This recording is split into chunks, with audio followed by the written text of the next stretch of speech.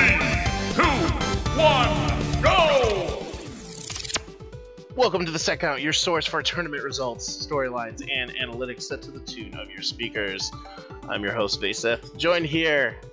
I don't know how wonderful the weather is over there, but it is in the almost 80s here in Michigan. How are we doing on the East Coast, Suar? We're immaculate today. We're actually sitting at a nice 78 in Connecticut finally. I think winter's over for sure. Yeah, let's not say that too soon, but that's pretty much what we're sitting at over here. How's Chicago going, Sage? It's like 50 degrees. It's a little low for my taste.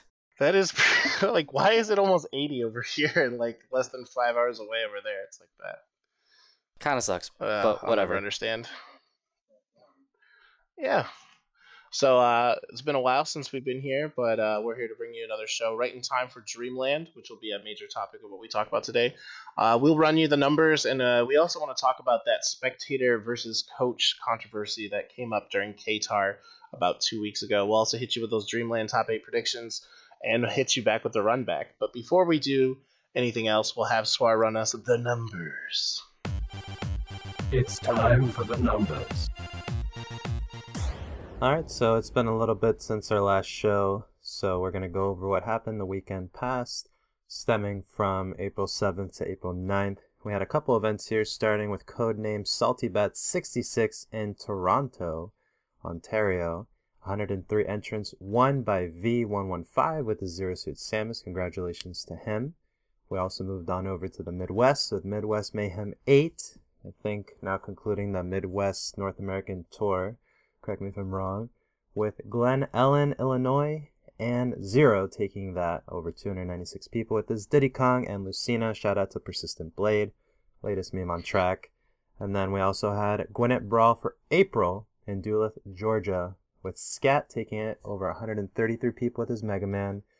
And then the coveted Who's Your Pappy 7 in Berkeley, California, with Zenyu taking it over 111 people with his Mario.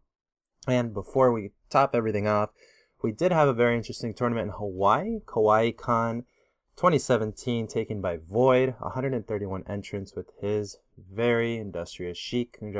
Congratulations to Void. There was some Hawaii pride shared there since that is his home region.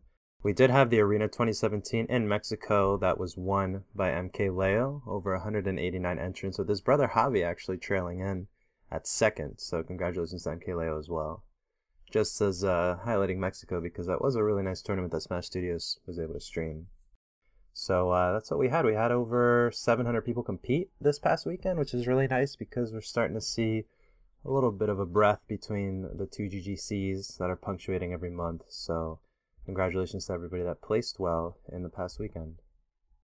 Yeah, a lot of those tournaments were pretty interesting. I know KawaiiCon had like a bunch of really good people, like Abadango even.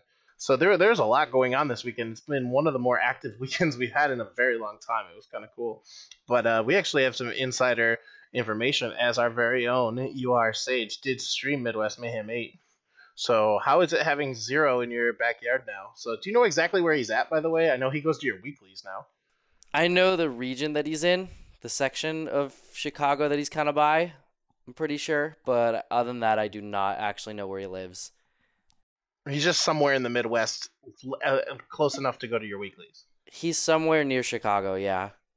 Oh, okay. So how has that been, having somebody on the level of Zero, like, kind of invade? Because I know that was your theme in Chicago, is invaders, but now you kind of have an invader every week now. So Yeah, man, he's Chicago, so I guess he's defending the home front. Midwest wins Midwest Mayhem 8 every time. Every time he'll win every Midwest Mayhem 8. I'm mad that Just the 8. the Midwest region has now jumped like 3 or 4 levels. Oh yeah, because we have the LOF crew just arrived here in Ohio as well. Yeah, we did have Leap of Faith and Zero now installed in the Midwest, so I'm really happy to see how the Midwest scene, in terms of tournaments, like if a Qatar is going to be there, and other tournaments that they've been popular or known to run or be a part of. There's actually a lot of low-key things going on in the Midwest. It'll definitely be interesting to see where these guys kind of lean towards to compete, because obviously now we have Ally and Zero in the Midwest. To top that off, we also have Tweak, Ned, Keitaro, Nakat's going to be coming through, False, Like, this is a lot of really strong players that just like randomly showed up. Yeah, not to mention all the people we already had, like Zenodo and Ryuga and Rayquaza and JJ Rockets. And I saw that article on JJ Rockets was really interesting. He's probably the most prolific tournament goer of all time. It said something like that in the article. It was pretty funny. Yeah, man. He has the most attended tournaments, I think, of anyone.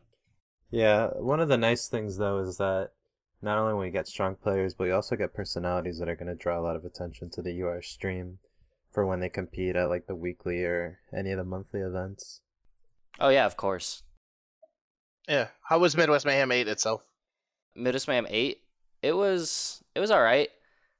It was actually going really great in the beginning, and then towards winners finals, there was an internet hiccup. So we actually had a dedicated 50 up, 50 down line, as well as a backup 20 up, 20 down line, and the main line dropped, so we quickly switched to the backup, and then shortly after that, the entirety of the hotel's servers all went down. So like the entire hotel had no internet for pretty much the rest of the tournament. For however long. It was like right in the middle of top 8, like the worst possible situation, which was so sad because that Ned match was so awesome. Ned 0 was so awesome to watch. And I think that's what got a lot of people watching, and then it just died. Yeah, so it was super unfortunate because it happened. I mean, the only match that didn't get streamed was Grand Finals, but like Winners Finals did cut out in the middle of it, and we quickly like switched lines.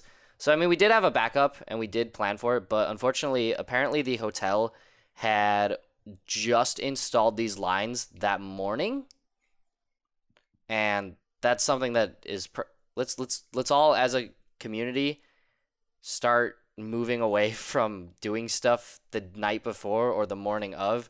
Like in your contract, that should be like done way ahead of time. To be fair, the Frostbite contract was exactly the same, and it was installed like Thursday, dude. I don't know if you knew that, but like, yeah, I remember.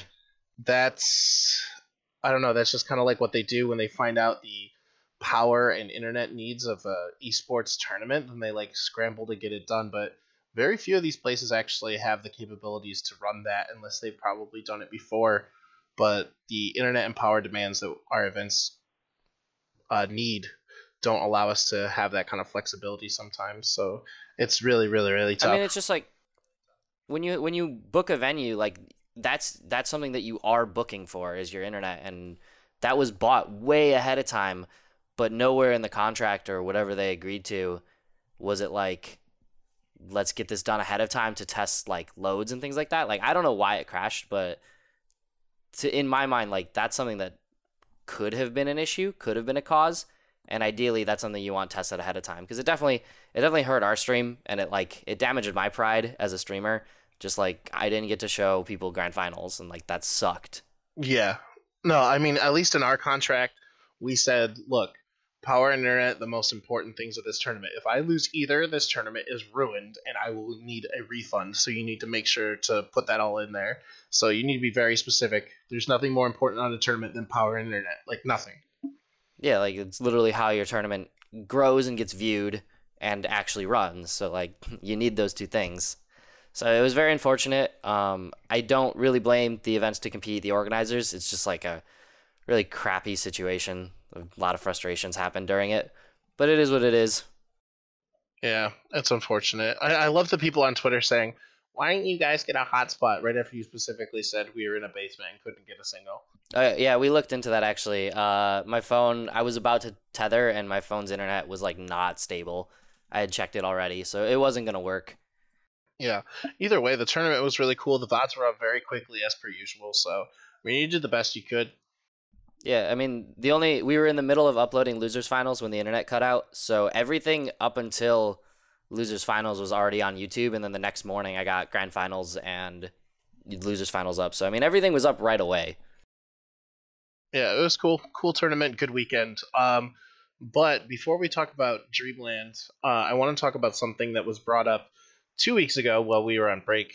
That kind of came up in a very interesting way. So there was the Qatar 20 tournament. Did you guys watch that? I don't think Sage probably didn't because you were busy, but Yeah, I didn't watch it. It was I think that was during Gears of War for me. Yeah, I saw it. They were operating on a rule set posted on Facebook that was older than the actual one people are using now, so they had to honor that, unfortunately.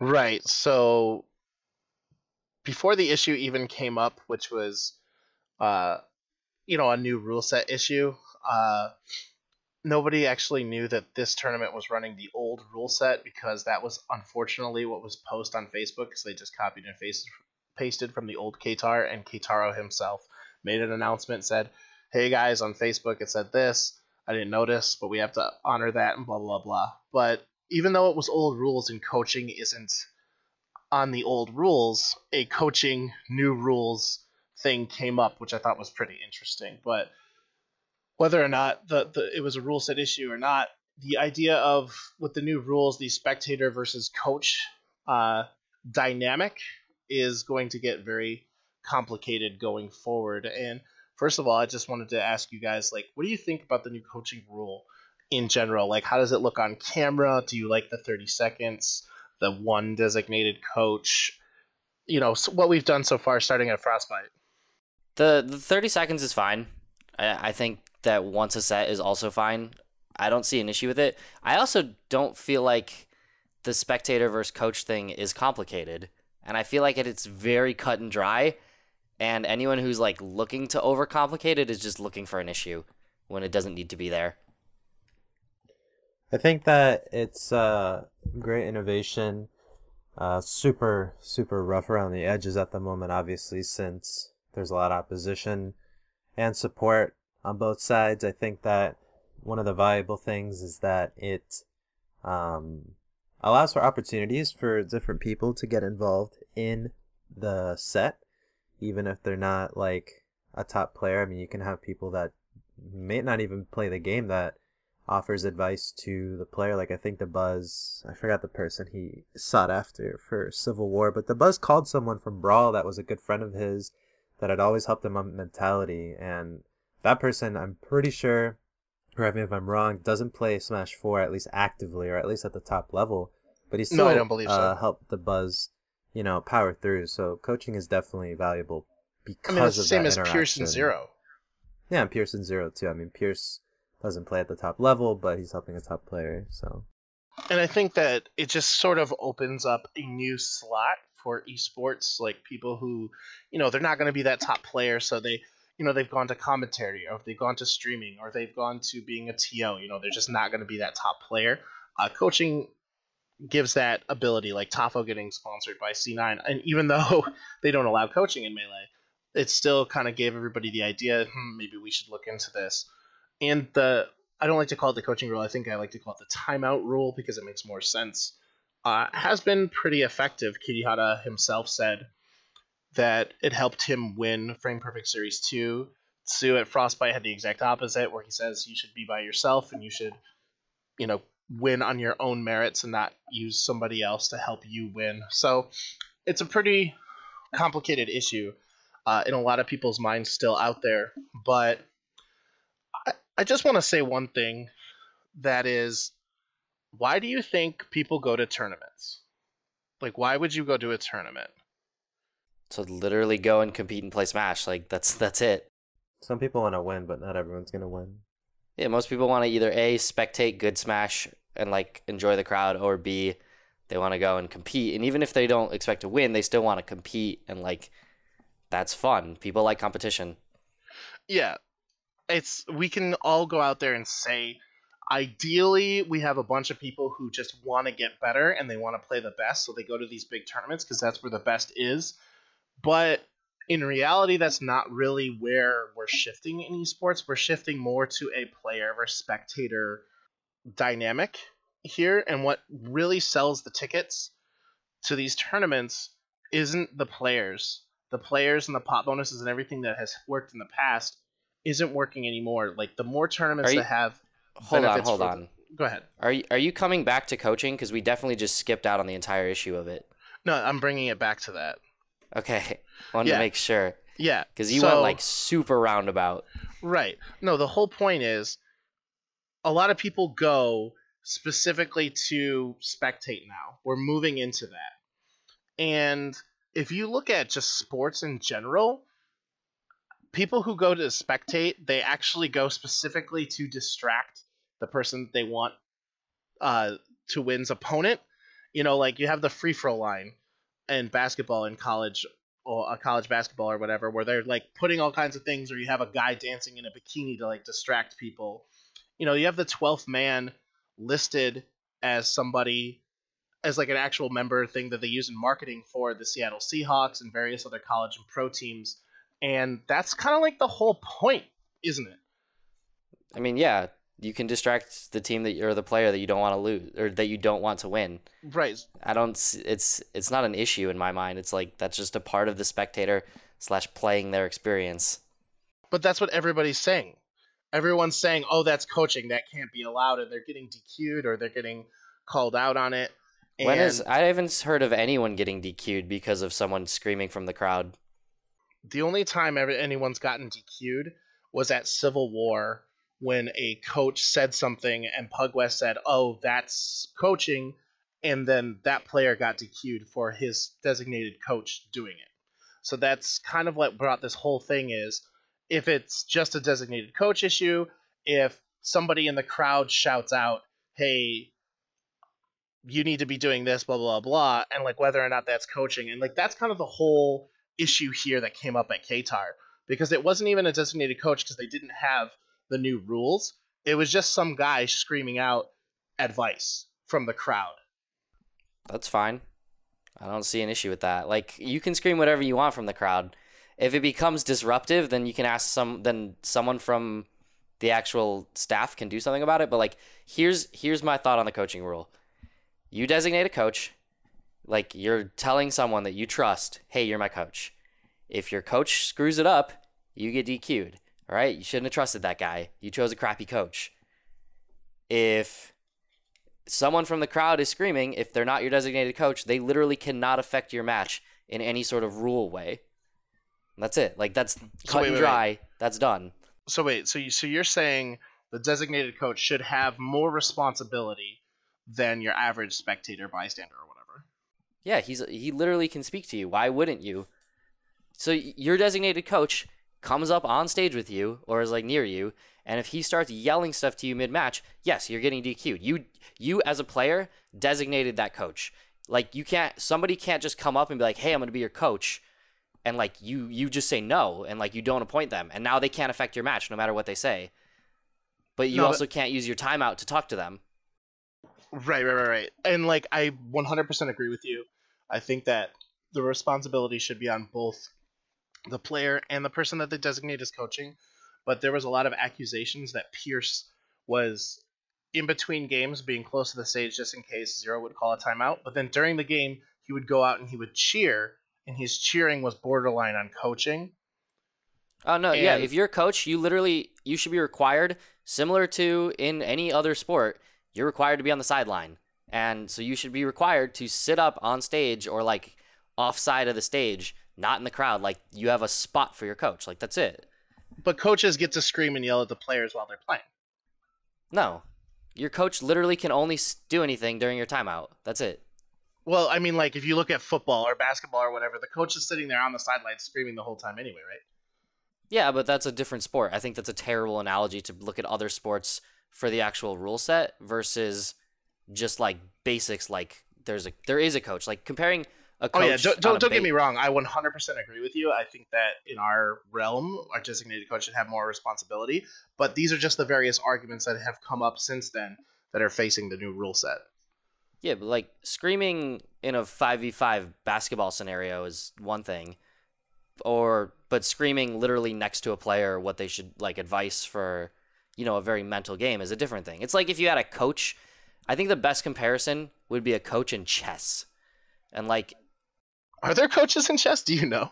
Yeah, there's literal coaches in chess. I had a guy I went to school with. He got a 4-year degree, or a 4-year scholarship, all expenses paid, because he was like one of the best chess players in the nation. Ooh, that's nice. It's a real thing. So like, you have a team and you have a coach and a guy who like helps train you, and you can talk to him like in between your matches or whatever. But during, like, it's silent. Like, there's nothing. Yeah, I can't imagine that So that would be allowed. Yeah. Right, and it's a totally mental game. Could you imagine if you had a guy sit on the sideline, like, screaming at you what to do while you're playing chess? It's ridiculous.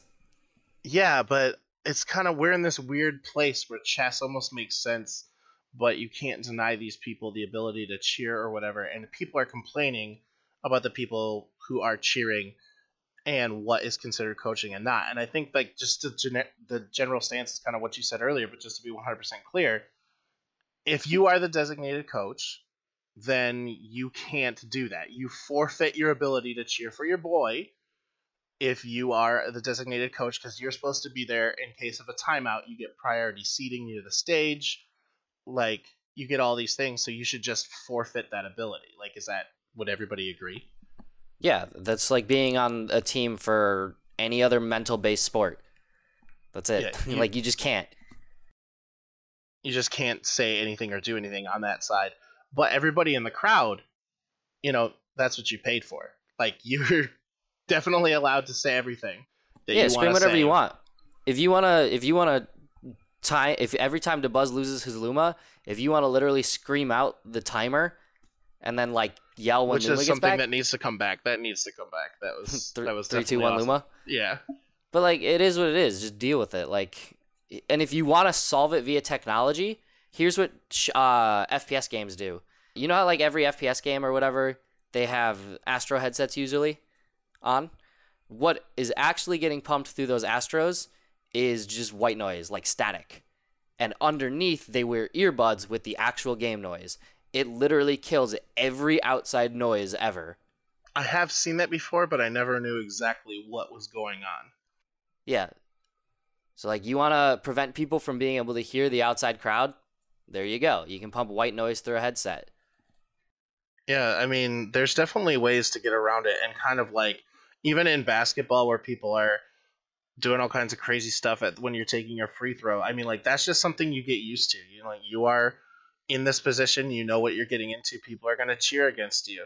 The only thing I ever tell people, like when I was in Florida, I got a little heat because, they get really crazy up in there, and all I said was, we have crowd mics, keep it clean or keep it quiet. And that's basically all I want to say for spectators, is you can say whatever you want, as long as our crowd mics aren't picking up obscenities, I'm okay with it. I mean, it is just it's a thing that's gonna happen. You can't stop it. It's like, so you might every once in a while probably you might the biggest. What's that? Every once in a while you might just hear obscenities. I don't think that's an issue. I like, try to avoid it. Yeah. No, I mean, you're gonna pick it up. We're talking about Florida here. Florida, like, they were shouting just nonstop obscenity after obscenity in a very loud, aggressive voice, and I was like, all right, guys, we need to cut it out a little bit. Like, yeah, you're not going to stop people from shouting obscenities or whatever, but if we have more crowd mics, I think that's something fair we could say. It's like, keep it clean or keep it quiet. Yeah, I mean, like, and that's the responsibility of, if there's a player who's, like, genuinely being disruptive and is damaging people near them and, like, competitors, like, the integrity of the event to them, then that's up to the staff to do something about. But, like, you literally can never punish a player for that. If I'm in the crowd and I scream out to Zero to, like, take it slow and he's jumping from ledge, like, who cares? Like, Zero can either be like, oh man, that guy's right, or he can be like, wow, that guy's a scrub and is giving terrible advice. He hasn't once jumped from ledge. That was actually one of the memes that came up, was people were accusing Zero of doing this, and people were saying, next time I go to a tournament with Zero, I'm going to purposely yell terrible advice. Do a smash attack right now, fully charge it. Stuff like that. By all means, yell it. If that's an enjoyable spectator experience for you, go for it, man. Like, it shouldn't affect the players, and if it does, they should put on headsets. Yeah, and honestly, I feel like for us who run the events, like, catching that kind of stuff on camera or just seeing it there is part of the reason we like doing these events, because generally you get something that's pretty funny. Like, oh man, what was the one from Zero Saga that everyone started screaming? He's dead. What? No, he's dead was Frostbite. Yeah. Literally one hit, and it was just, he's dead. He's dead. There was one in Zero Saga. But, like, yeah, every single tournament seems to be perpetuated by a chant or crowd meme, because, like, Frostbite also had anti-sucks. And I feel like that's just, like, half the fun of going. Like, if you're going to pay this ticket entry and, like, only 1% of people, if that, are going to see any prize money for these events, you have to make it about more than just that. And the spectator experience is one of those. And I think people need to stop criticizing the new rule set as, oh, now that we have coaching, we have to very, in legal documentation and wording and verbiage, say exactly what's coaching. No, I mean, if you're the designated coach, you have extra responsibility because you get extra benefits from your position. But other than that, like, if you're a spectator, just let it go, man. Say whatever you want. Yeah, and I guess that should just be reflected in the rule set. Somebody should update that, like, with very strict coaching requirements. Like, you are not allowed to enter the crowd and cheer. You are not allowed to interact with the crowd. You are literally just there, and you sit quietly and take notes. And when your player calls timeout, now you can do something. That's it. Yeah, that's and the like only the time you're last allowed time, to do anything. the last time I saw anything that was going on in there, it was basically they were drafting a scaling penalty system where you start off with a warning, you move into disqualification and or expulsion from the venue, and just sort of scaled up that way. So should be Penalty pretty system interesting. for what? Penalty system for what? For infractions. Infractions. For what infractions, though? Infractions of the rule set. Like, it's not just because when you rewrite something like that, you can't, like, coaching is ultimately what caused the rewrite, but it has to apply to, like, the whole system. So if we're talking specifically about coaching, we mean somebody who's shouting obscenities or doing something that they shouldn't be doing, or like a coach is shouting and doing something that they shouldn't be doing, and like what are the procedures for when that happens. And based on the level of the infraction, it can go from a verbal warning all the way to expulsion from the venue. It's fair. I think coaching should always result in a DQ, though, if it's like done out of turn or whatever, or without a timeout. See, that's the other thing, is there's a lot of people who didn't think that the Civil War DQ should have even been a DQ.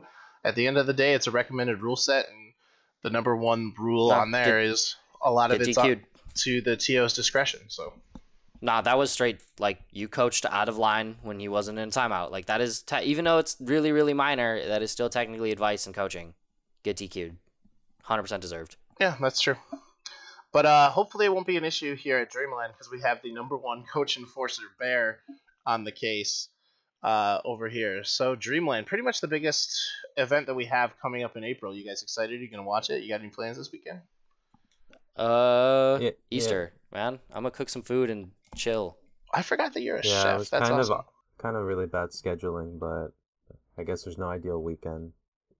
Yeah, I think that's one of the reasons why it was open. I actually think there's like a Star Wars convention or something going on at the same time. Let me check. It says there's a Star Wars celebration in Orlando going on right now, like, as well. So you can play Smash and do Star Wars stuff in Orlando this weekend, I guess, on Easter instead of being with your family. But yeah, I have a feeling that's one of the reasons why the numbers are down from what people would expect. Have you guys checked out the final registration numbers? It's like under 300, I think. No, for Wii U, it is 376.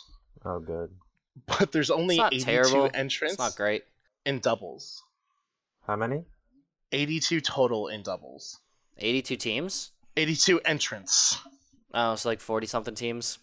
I'm assuming... 41 teams, I guess. I'm assuming unless... actually, no, it is 82 teams. Never mind. I messed that up because I just looked and it looks like all the teams are separated in entrants now because the brackets are live. So, either way, Melee only got 333. Rivals of Aether got 70. Brawlhalla got 61. Rivals. Yeah, dude, Rivals is a fun game. I really hope that becomes more of a thing that we do. Brawlhalla got 61. Brawl Singles got 63. Let's go. And 64 with 53, which is actually pretty good for 64. But I mean, I kind of don't really understand the event. It's like making 0-calorie water. CEO already was housing a lot for Smash, and I understand that because of the scheduling and all the surge of events, maybe a new event would be justified on its own. But a lot of people, if anything, this was like the worst time to sort of try some of this because, well, there's also like people now have to choose between this, a 2GGC, or the regular CEO, and like I don't know that this has the pull to justify that over the other three unless you're on a budget or you're local to Florida. That's why the entrants are so low.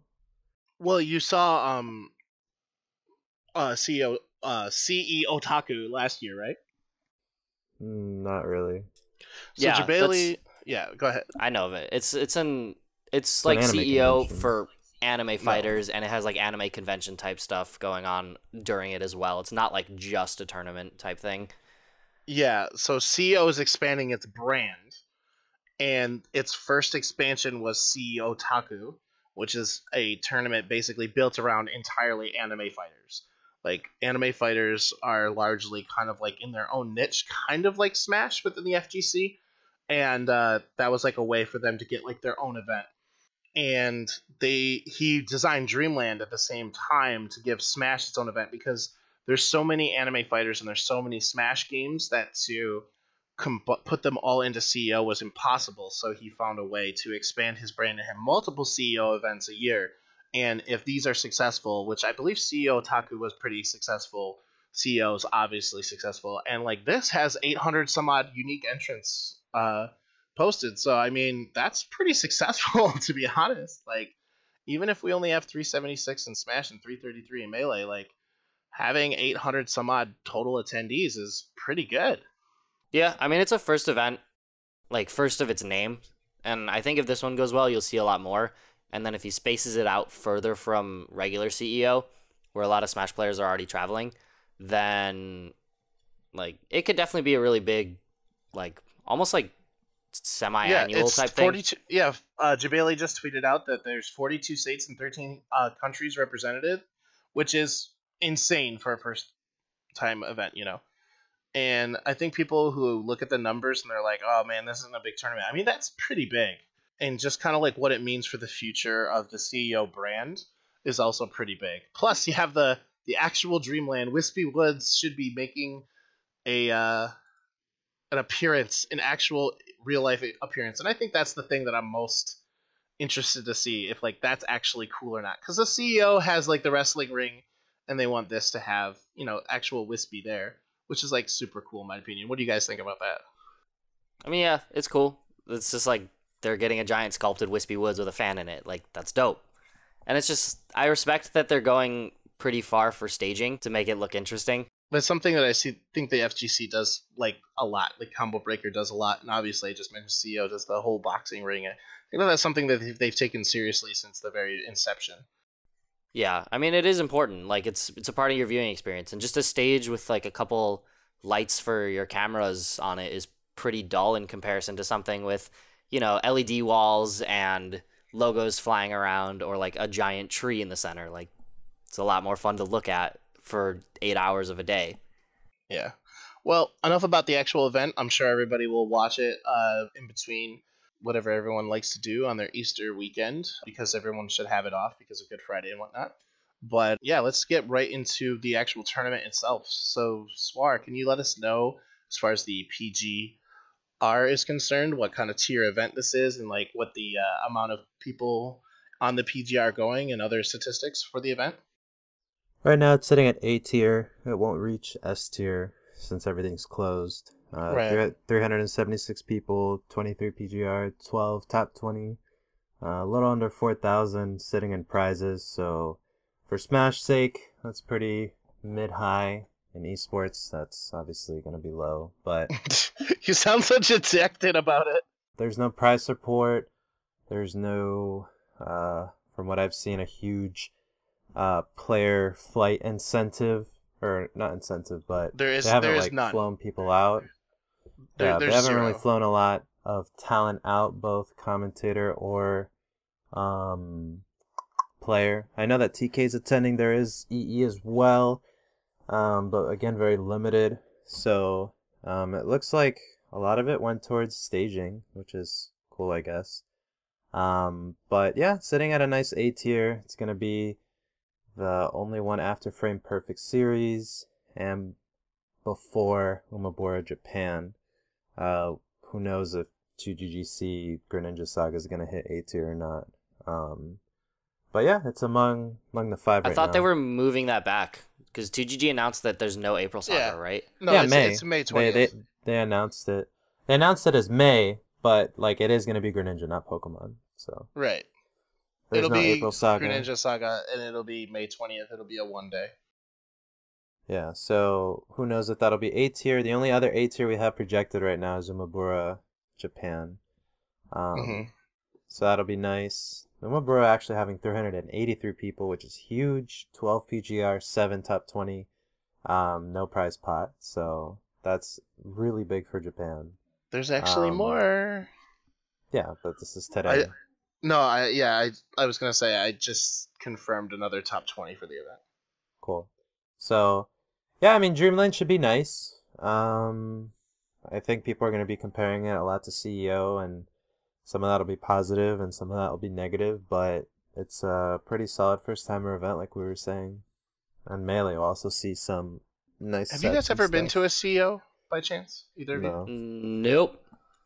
See, yeah, I haven't either, and I would have loved to because a lot of people were legitimately upset about last year's tournament, especially on the Melee side. So it'll definitely be interesting to see if like the CEO brand can really do like smash justice, and just make an event that we really, really all enjoy. But I mean, like you said earlier, with the flying out and stuff, that's just something the FGC has never done and will never do.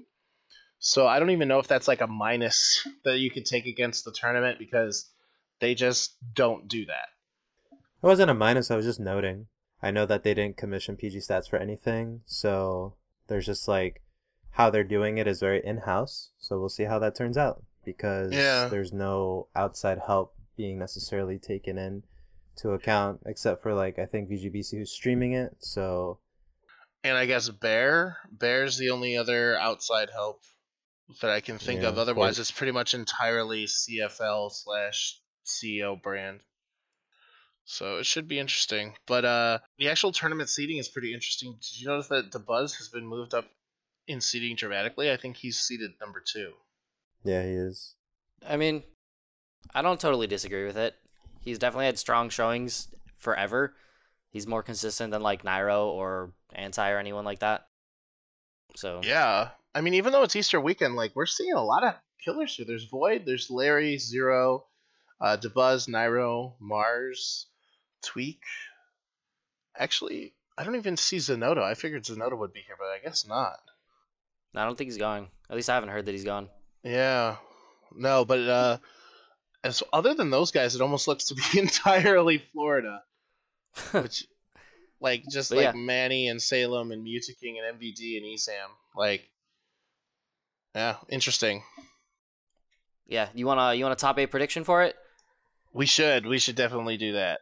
So, as per always, when we have a major, we always do a top 8 prediction, where we will say the 8 players who we think will make top 8.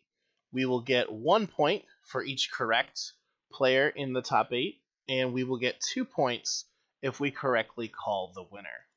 Do you guys have your list already? Yeah, mine's made. I'm ready. I'm ready.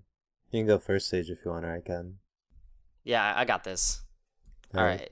I got an interesting pick. Oh, really? You sound super excited, so I'm ready. All right, are you going to give me the winner first? Yeah. I think that Zero's going to win. Zero winning, bringing it back. I'm going to go. Yeah, I think he's really strong right now, and I think he's going to go, like, he's going to bring out the Lucina pretty regularly, and he's going to win. Okay, so just to be clear, you might know, or either of you might know, is Persistent Blade is Zero, right? Like, that's true? Yeah, do you know this? You don't know the story behind it? Like, no, Persistent Blade is Zero. Yes, but there is a story and a reason behind it. Oh, wait, what? Well, not a reason, after the I guess, prediction, but... I want to know what that is, because I actually don't know, and maybe many of our listeners don't know. Anyway, so, Persistent Blade /Zero will win. Go. Following up, DeBuzz, Mr. R, Captain Zach, Mars, Anti, Tweak, and here's my sleeper pick. I think Scat's going to make top 8. Scat, the Mega Man player. Yeah, man. I think he's coming through. Anti's going to have a good CEO again. I think he'll get like 3rd. Wait. Did you say Anti in there? I must have missed it because I only got 8 people. 1, 2, 3. Yeah, 4, I got 5, Anti. 6, 7, 8. So you said Anti? You should have Anti in there, yeah. Okay, I missed anti somehow. But I got it now. We're good. So yeah, Mars obviously has been really strong. He made top 8 Civil War. Captain Zach is going to continue to, get fourth at every premiere. So we'll see. We'll see. But I do think Scat's going to have a really good performance. Always good to hear. Support the MVG boys. All right, Suar, what's up? I think Captain Zach's going to win it, and then it's going to be Ooh, Captain Zach? Mars, Zero, DeBuzz, Larry, Samsora. Samsora. Ooh. I almost put Samsora in my pick. He was right there, and then I was like, I'm going to go with Scat as my sleeper. Yeah, Tweak, and then Esam. Esam, dude, that would make me so happy if Esam was able to top 8, because I don't believe he's top 8 at a major since UGC. Yeah. I mean, there's only been like 2. Like big events at least. I guess any tournament that we would do this for. Like, he hasn't done any 2GGC top 8s either, so. Either way, I'm actually going to take the Sage roll and say that Larry's going to win this tournament. I said it like once. Why? I'm going to keep bringing it up. Like, you were so adamant about Larry going to be doing so well, and then you haven't put him in a top 8 since, and I just find that funny. I had him for one event, man. No, but like you like when you mentioned it, you said that like he was gonna be bodying Void in the mirror match because right now it's even, and that like he's gonna level up and go up a couple levels in the PGR and all this stuff. And then I just find it funny that you haven't put him in a single top 8 since then. Yeah, he hasn't brought my prediction true. He's scrubbing out. He's out here trying to make losers runs after like pools. Harsh words. But true words. But his losers bracket run at Civil War was pretty good. Anyway, the whole point. Yeah, but he's got to stop making loser bracket runs. That is true. I think Larry probably has more winners bracket, quote unquote, random losses than any other top 10 player. Run the stats on us, Suar. What do you think? Well, I wouldn't say that Foe was random, but Larry definitely has had a lot of losers runs, so he does typically lose in winners early. More than the other players off memory. Fair enough. Well, yeah, so I'm going to say Larry's going to win. I will also put 0 because I'm sure he's going to keep going. DeBuzz, Nairo, Void, Mr. R, Tweak, and I also put Esam. So there you go. That's our top 8 predictions. What do you guys think at home? Are you doing your own tallies? See who's winning. I actually haven't put in the Civil War points yet, so I will do Civil War and Dreamland at the same time, and we'll find out who's winning for the first month of quarter 2. So right now, just with the first 2, it still is Sage in the lead. Oh no, Sage and Suar are tied. So once this tournament's over, once I do this tournament over and we have 2 more in there, it should be interesting to see how it develops. But spoiler alert, Bear will still be in last place. I keep forgetting that Bear is submitting his information. He really wants to, and I know. I find it's cute. No, I'm happy to have him like do it, but I keep forgetting about it, and then he keeps putting in information, and then he just gets like dead last in points. Yeah, I think one tournament he got 2. Yeah, it's Frostbite. He got 2 points. Yeah, it was really bad. I love Bear. Bear's a good guy. But yeah, I hope you all are tuning into CEO this weekend, and I hope you're all enjoying the Smash. But we should get back to the run back. The run back. Cool. So starting up with some listener mail, we're gonna start with the ever so illustrious Trent Murray at Trent Esports on Twitter. We have a couple questions from him, actually exclusively from him, but a lot of them touch on different areas that a lot of people have been pretty quiet about. So starting with the first one, Trent asks, how many players are viable candidates for top 50 as of right now? With all the hidden bosses we've seen, how many people on V2 will get eliminated from V3? Well, I will say that with all the talk about making it top 100, which is not going to happen. There are definitely at least 100 people that are eligible for top 50, but I think that V2 will probably have, again, half of it ejected and half of it stay and move up or drop down a little bit. We saw that from going from V1 to V2, and it's just like the top 10 right now has just been really shaky. Anti the shakiest out of the top 10. Abadango hanging in there, Void hanging in there, everybody else hanging in there. But Civil War was just a travesty for the top 10. Obviously, Zero getting 65th just really hurt. Well, except for DeBuzz, obviously. He's still Mr. Consistent. Yeah, and it was the best. Civil War is obviously the best for DeBuzz, the best in the top 10. DeBuzz obviously just not going to really drop down, in my opinion, too much, or if any, at all. I mean, he might move up. I don't see how he wouldn't. I mean, like, but to answer the question, how many people do you think will drop, like, ballpark? Out of the 50, do you think 10, 20? Like, You just said drop half. off? Probably half. Yeah. Oh, Yeah. you did say half. Okay, so like 25. Yeah. Wow, that's crazy. I think it'll be interesting to see where Captain Zach and Mars end up, because they have been both very, very strong.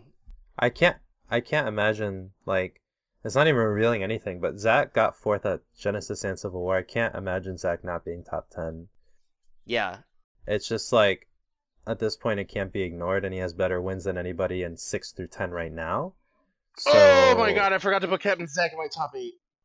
Get bodied. yeah. Like, it's just it's like very weird. It's a weird time for Smash right now because Zero came back and he is winning practically everything again, but you don't have any of your old, I guess, core members that you'd expect to see in top 8 all the time winning. You know, Civil War, like I said, was just a huge setback for a lot of them. Like, Civil War was a tournament I want to see Mr. R win. Civil War is a tournament I want to see Nairo win, you know, to really push through that, like, global top 10 status. But for all of them, they fell short by a little, you know? So it's just tough to say, but Zach has just been up there the whole time, each time. Yeah. If he does really well at Dreamland, and then CEO as well following, like, I'd be surprised if we didn't see him like top 6 if he continues. Yeah, to, Mars like, as well. Yeah, Mars. I think he's definitely pushing a strong case for top 10. It'll be interesting to see what Fatality like pulls into. Well, we're starting to bleed into this other question here. Do you want to read the second question then? Sure. So the second question asks, can we please get a little sneak peek at what Civil War really did to V3? Is Hikaru guaranteed a top 20 spot based on a Civil War run? Does the Buzz have a shot at breaking into top 3? And then it says, does Captain Zach need to win an event to make top 10? Yeah, well, I can't figure we just covered that.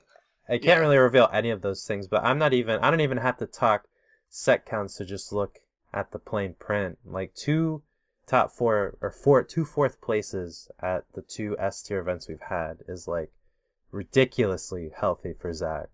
What we're doing in terms of like the new methods is like, one great event isn't enough to get you either on the PGR or into the top 10. Like, I don't think Fatality's top 10 material because the week after he got 17th at an event. So I don't want to say that his Civil War one was a fluke, but it was just a peak. It was a really very impressive peak, but he'd have to supplement that with Dreamland or CEO when it ends this summer. So it's kind of like Zanotto last year. Yeah, like Zanotto, he got second as CEO, but then he didn't do anything after that. That was of great merit. He did obviously have Frostbite this time around and all that, but I can see Fatality, you know, he's in the 20s, or sorry, I can't remember right now, but I think Fatality could break 20 possibly. I think Hikaru could break into the mid-20s. I don't know about guaranteed. Wait. You think Hikaru could break into the mid-20s after one tournament? If he does well at Umabura, Japan. Right, yeah, because that'll month. be an A-tier tournament, so that'll be at least 2. Yeah, it's just that, like, you need at least 2 really good placings to really determine anything. You know, at least with how we're really changing things up, like placements and the different tier of events are all going to have weights. So, I mean, if you win a C tier event, like, that doesn't really count for much compared to S tier. So we're really excited to like really crack the numbers on that. And explosive placings for T and Hikaru will, you know, even out after more tournaments happen the rest of the season, because we're practically starting into the midway now. So, and I know that they've either won or top 3 to Umeburas or Sumabatos, which will be, you know, B or in some cases A class tournaments. At least some of the bigger ones were, at least, right? yeah, I mean, Su, T, and Hikaru have the best cases for new top 30 break-ins for the PGR V3 only because of Frostbite and Civil War, and then their performances that and Kirihara as well. And Shutone. Because of their complementary performances at like Tokaigi and the Umaburas and Sumabatos that they've been in, and Japan. Like before, like they were always just in a mess over there, going anywhere from 1st to like 33rd, similar to like Abadango and Renai. But they finally have a sort of benchmark that they've been able to illustrate by competing here, by beating Zero, by beating Mr. R, by beating all these other people that we understand as great, you know, because people will ignore results until they're American results, unfortunately. So T, Hikaru, Su, and Kirihara, I can't imagine being lower than 30 unless they don't do anything for the rest of the season and some other people do amazing stuff. They have to be top 30 in my opinion. I'm excited to see where my hometown boy Ned shows up, because he's had a pretty spectacular season so far as well. Ned'll probably also be in that range as well because of his Midwest Mayhem Saga performance, because of his Midwest Mayhem 8 performance. Ned's been really solid. It's really, really cool to see. At least, like, for some reason, everybody on the PGR has had this, like, spark about them that, like, they just do really incredible things. Like, yeah, it'll be interesting to see. Yeah, definitely. And Fatality, too. I mean, I think Fatality will just, like, move up. ESAM will move up. You know, there's just a lot of, like, moving up and people passing people on the way down. I mean, Vinny, for example, it's not even a call-out, but Vinny hasn't participated in practically anything this season, save for maybe something in the last week or two. But like I remember before Civil War, I didn't see any tournaments for Vinny. Vinny, of course, being in the lower 30s and being one of the more prolific Sheik mains in the beginning of the game. I mean, you know, people fall in and out of activity. I mean, like Shaky and all that, like those people. Foe, you know, making a resurgence at Civil War a little bit, like all those people are like starting to sort of come back again because the thirst has been, you know, renewed. Like, yeah, for example, Vinny 33rd at Civil War, last event before Civil War is Zero Saga. So like, you know, Vinny definitely can't break into the PGR unless he competes at every event for the next 2 months and does well. Which is not gonna happen. I mean, we're talking about Kirihara. Oh, go ahead. No, I'm saying it's like, you know, when you're failing a class and you need hundreds on the last 2 exams, it's like, yeah, that's not, you're not going to happen. Yeah, that's not something that's going to happen, or it's not. That's actually a really good analogy. I like that a lot. Yeah, because you definitely could, but like if you've been failing this whole time, not that Vinny's been failing, he just hasn't been active. That was like, that was the metaphor. Not going to class. Yeah, I mean, he just, for whatever reason, personal and professional, like, if he gets top 8 at CEO Dreamland and CEO, I mean, that'd be really good for him, but the likelihood of that is just low at the moment.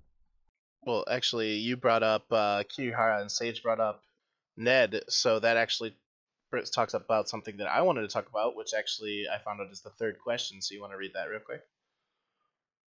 Yeah, so as Zero starts to lose more, are wins against him reduced in value, or does the value of a win against a PGR player maintain even weight throughout the season? To answer that, think of it sort of as like a sliding scale. So Latai, for instance, the better Latai does, the less valuable his win becomes on Zero. And what I mean by that is, like, the more even in scale you are to Zero, the set becomes and reaches a more equilibrium. When you're a nobody and you win Zero, the set counts for a lot. Like, it actually benefits Zero for Latai to do well, not worse. So it kind of bit a little bit that Latai. Oh, yeah. It kind of bit that Latai got 3-0'd by Foe right after, because if Latai got top 8, then that win against Zero would have not counted less, but it would have had more backing to it by which to even it out a little bit more. Like when Ally beats Zero, no one thinks of it as an upset. Everyone just thinks it's like trading sets. When anyone in the top 10 beats each other, it's trading sets. But when Anti loses to, someone really far out like Pug West, that win means a lot. But when Anti loses to Tweak, that win doesn't mean as much. So it's kind of a sliding scale, and it's all part of, factoring in a lot of different variables like the placements and how far the bracket run goes. And that's like how the formula is getting kind of redesigned, because there's going to be a lot more like emphasis on weighting instead of just peaks, which is what the V2 suffered from, but from the perspective of several people. But I think, correct me if I'm wrong, but I feel like in Volume 1 and Volume 2, or Version 1, Version 2, beating Zero almost guaranteed you in the top 50. Yeah, but... Right? But where we can't do that, right? I mean, that kind of, because, like, for example, Brood's win on Zero counts for a lot, but, like, Brood himself doesn't have a lot of substance to keep him now, because the thing about the culture of the competitive environment for V3 compared to V2 is that, like, the two GGCs have now forced so many people to come out all the time that beforehand you didn't have that unified, not even like willingly unified, but you didn't have that like gauntlet every 2-3 weeks. Like before, like peaks were very easy to see. Now not only are there peaks, but there's like consistency. So like after Latai, after Brood, like Ned is more impressive because not only does he have that win on Zero, but he also has Midwest Mayhem Saga, Midwest Mayhem 8, and the other wins under that, So beating That's Zero, true. in a sense, guaranteed you a top 50 spot way back when, but now, like, you have got to be like Ned, where you beat Zero. Yeah, you beat Zero, and you consistently place really well at all these other PGR ranked events. So to answer the question, then, like, it's kind of reduced in value, whereas before it used to be instant PGR status, but now it's not, and that in itself is a reduced in value almost.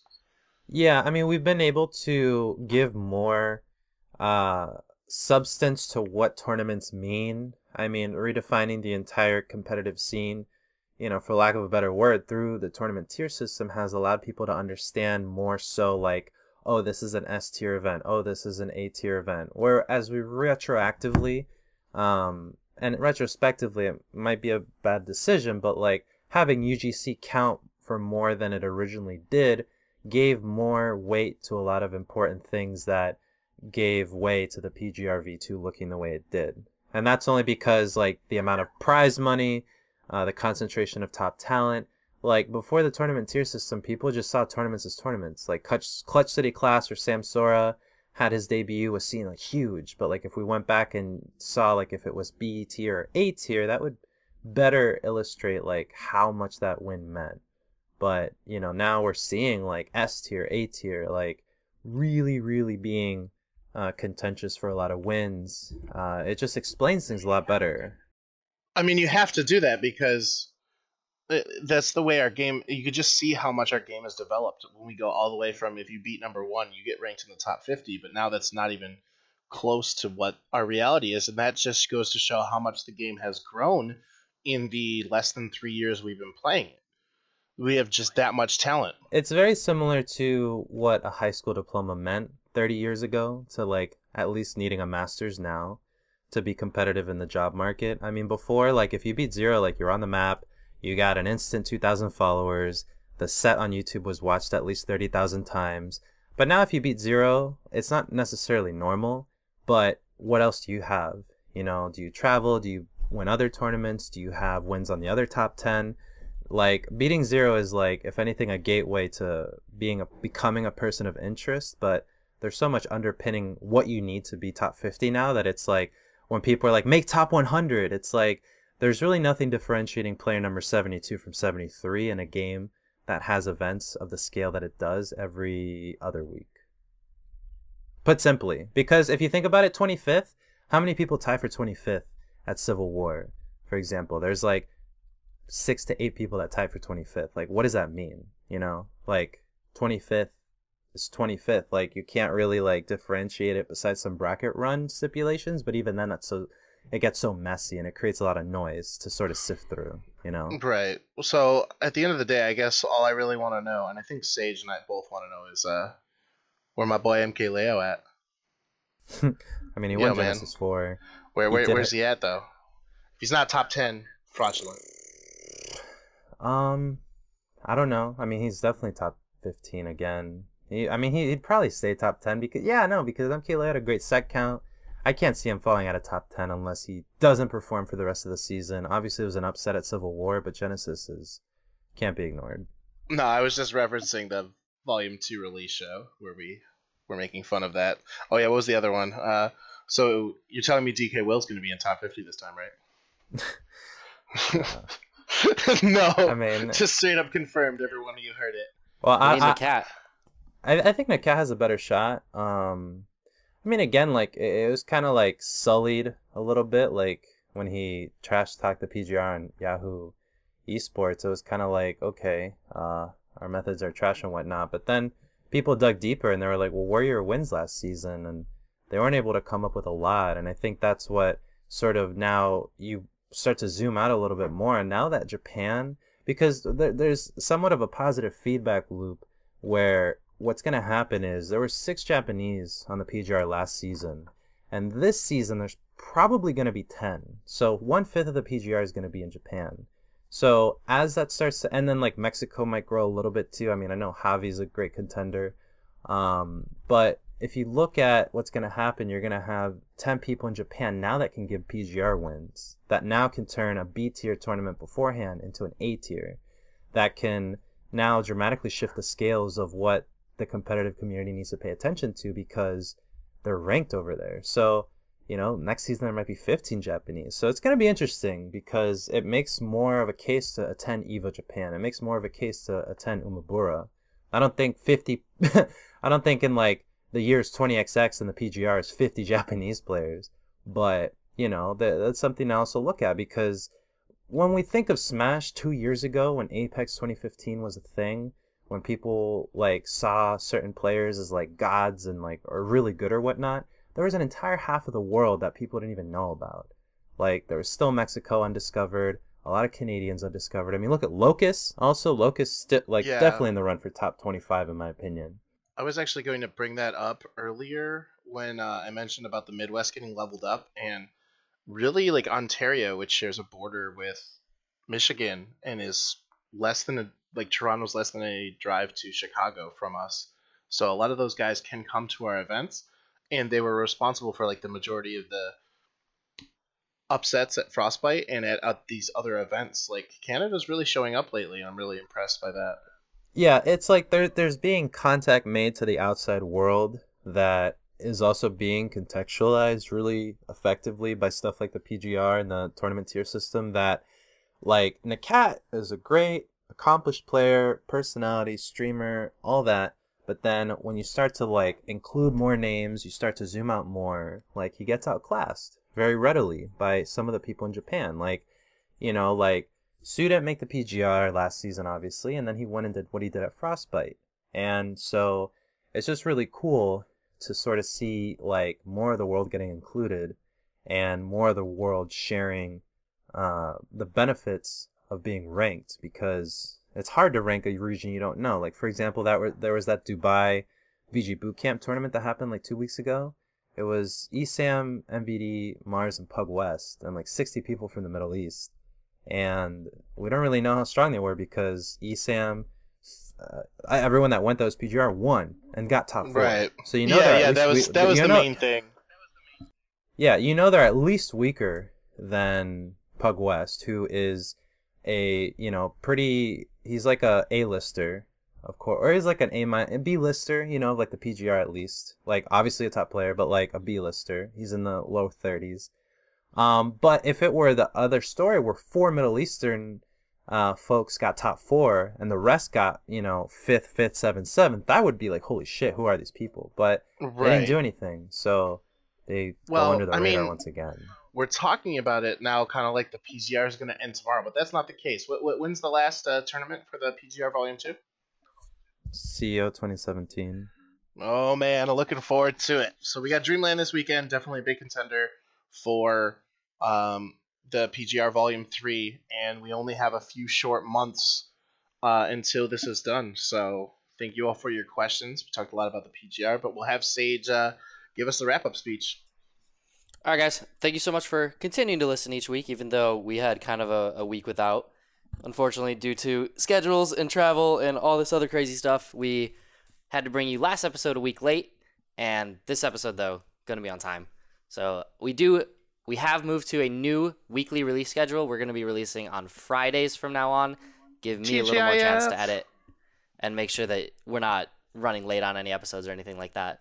So we appreciate all the understanding and all the listens that you guys give us, and of course all the questions that you guys can hit us with at the set count on Twitter or the set count at gmail.com. You guys can also email us for any of that. So thank you so much for tuning in. I of course am joined by my two co-hosts. Yeah, dude, saying that speech is a lot harder than it looks. But yes, this has been Vaseth. This has been Panda Global Suar. And Unrivaled Sage. And we will catch you guys next week.